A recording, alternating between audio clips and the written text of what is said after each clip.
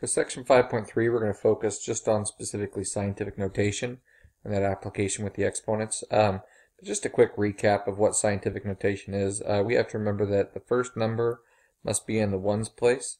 A lot of people go, oh yeah, between 0 and 9. Well, no, there needs to be something in the ones place. So really it should be between 1 and 9. So between 1 and 9 in the ones place. So 1.8 would be fine because there's a 1 in the ones place. 0.8 would not be fine because there's nothing in the ones place. So the first number must be in the ones place between 1 and 9. The second thing that we do is we take that number, we multiply it by 10 raised to some power. Okay? If that power is positive, then we are multiplying by 10 exponents. If we have a positive exponent, it means to multiply by the base. So as we multiply, the decimal moves to the right. The number grows bigger with a positive exponent. If it has a negative exponent, well, we've talked about this, a negative exponent instead of multiplying means to divide. So if we divide by 10, what that does is it moves the decimal to the left. So this is kind of our recap of what scientific notation needs to look like. Let's go ahead and look at some applications. So here are some numbers that are already in scientific notation. 1.8 times 10 to the 9th. Okay? To turn this back into standard form, or decimal form, we're going to take that 1.8 and we're going to multiply it by 10. 1.8 times 10 would be 18. Times another 10 would be 180. See, as we multiply by 10, this decimal keeps moving to the right. That's what multiplying by 10 does. How many times are we going to do that? Well, 9 times. So 1, 2, 3, 4, 5, 6, 7, 8, 9 till the decimal stops. A lot of people go, awesome, so you have 9 zeros. No, that is not true in this situation. There are times where that will be true, but that is not a good rule. Move the decimal that many times, so this time there are 8 zeros. 3, 6, 7, 8. Okay, 2.3 times 10 to the negative 4. I'm going to do the same thing. I'm going to take that 2.3, but this time the exponent is negative. So instead of multiplying by 10, we're dividing by 10. 2.3 divided by 10 would be 0.23. See, now we're dividing by 10, which makes the number not get bigger, but get smaller. How many times are we dividing by 10? 4 times. Means if I divide it once, it moves once, a second, a third, and a fourth time. So here's where the decimal ends up. So keep in mind, once again, not that many zeros. It'll have 3 zeros to fill it in. So that we have, and I'm fine with this answer, but if you prefer 0.00023, that would be fine. So these are in standard or decimal form. Everything on the left here is in scientific notation. If we can go from scientific notation to standard form, we should be able to go from standard form to scientific notation. Okay? What we're going to do is, once again, go through the rules. The first number needs to be between 1 and 9. So going through this number, the first number that I see between 1 and 9 is the 1. That tells me where my decimal is going to be, 1.53. So when I write this in scientific notation, I'm going to take the first number between 1 and 9, and that will end up in the ones place. What's the second part of scientific notation? Well, it will be times 10 to a, well, how many times does the decimal need to move from here all the way over to where I want it for scientific notation? 1, 2, 3, 4, 5, 6, 7, 8, 9, 10, 11. And here's where I always catch people, and I don't really understand this. I understand it's backwards from what we did before, but is that 11 going to be positive or negative?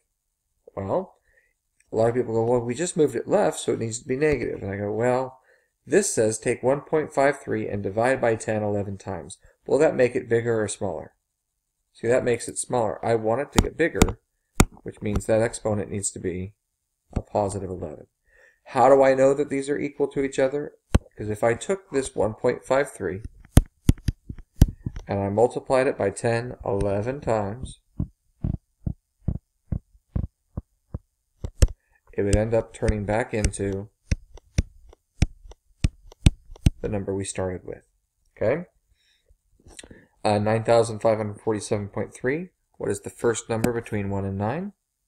How about the 9? So we're looking at 9 point. Now we're going to put the 5473, but we probably, when I do scientific notation, would round this off some points. So maybe like 9.5 or 9.55 or 9.54, 47. The idea is a lot of time, the point of scientific notation is to make the numbers smaller than what we started with. Okay, so we do round these off a lot. It'll once again be times 10. And how many times does the decimal need to move? 1, 2, 3 jumps. Positive or negative? Well, I want these numbers to get bigger or get smaller. So bigger means the exponent stays positive.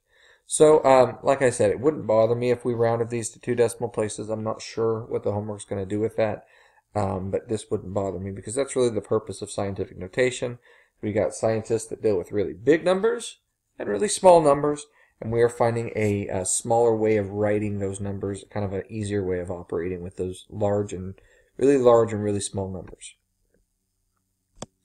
Now this 0.0000005842. Okay. What is our first number between 1 and 9? This is where a lot of people would put 0.5. Don't do that. I need to start at the 5. So this is actually where our decimal needs to be. So my scientific notation is going to be 5.842. That's going to get me some credit on the test, right?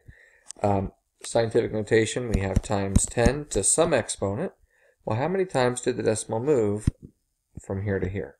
1, 2, 3, 4, 5, 6 times. Now this should be uncomfortable for you. These are not the same. Because 5.842, to turn it back into this, we would need to make the number smaller. We would not need to multiply by 10. We need to divide by 10, which means it will be a negative exponent. And check it. If I took 5.842 and moved that decimal back 3, 4, 5, 6 times, do I end up with what I started with? And last but not least here with this example, if I have 6.1134, my first number right there is already in the ones place. That's weird. So we could put 6.1134 times 10 to the, how many times do we need to move the decimal place? 0. This would be something that might show up in the homework. I'm not trying to trick you guys. I wouldn't be doing this on the test.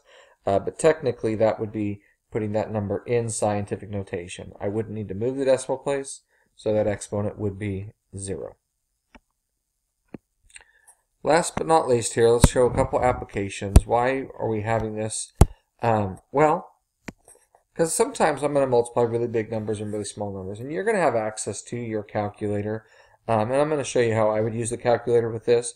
But basically, when I'm multiplying this, I would rather not have to do 1, 8 with 1, 2, 3, 4, 5, 6, 7, 8 times. Now you can do that and then put your answer in scientific notation.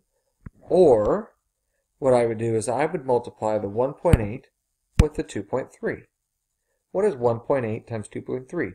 I could even do that without a calculator.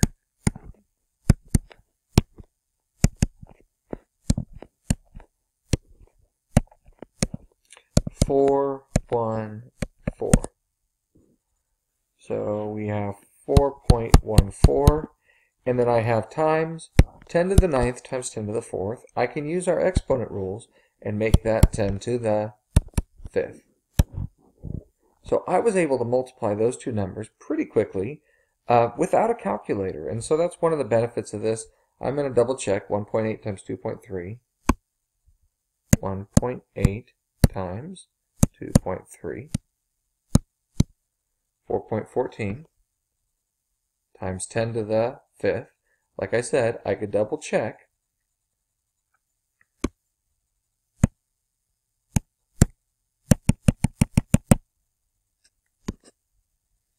And 0.00023.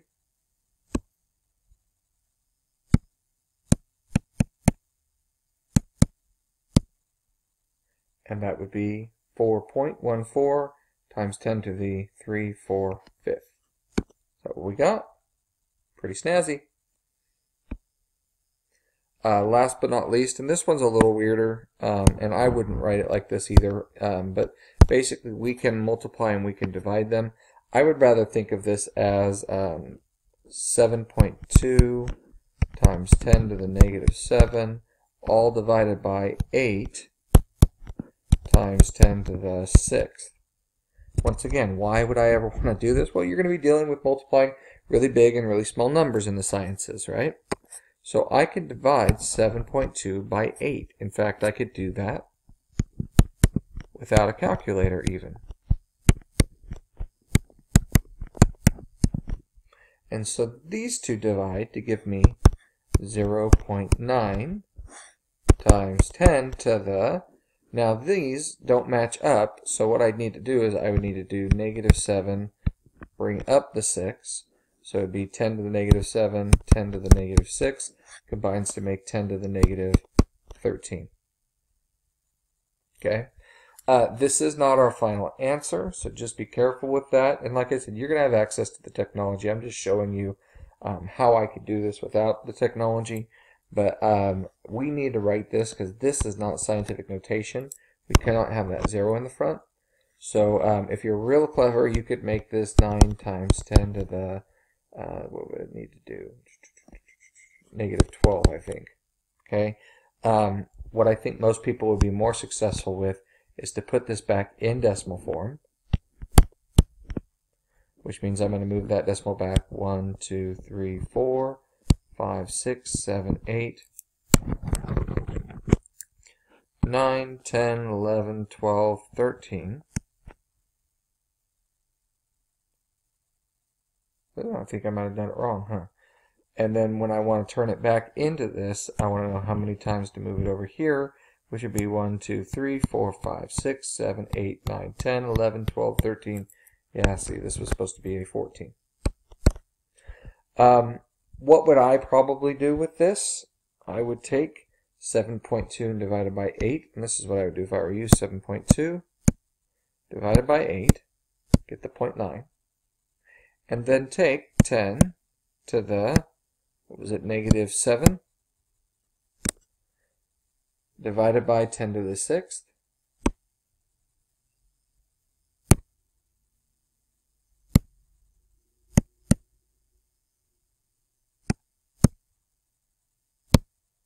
That's not fun. 0.9 times that mess. 9e negative 14. Now this doesn't bother me. See, my calculator just did a lot of heavy lifting for me. But you need to, if you write 9e to the negative 14, the best you're getting is half credit. So we're going to see these numbers in statistics, and we don't write 9e. What that e means is it stands for times 10 to the. So this literally says 9 times 10 raised to the negative 14. That is what that means. 9 times 10 to the negative 14. So please feel free to use your calculator, but if you put 9e negative 14, I will not be giving you full credit for that. You need to write that in scientific notation.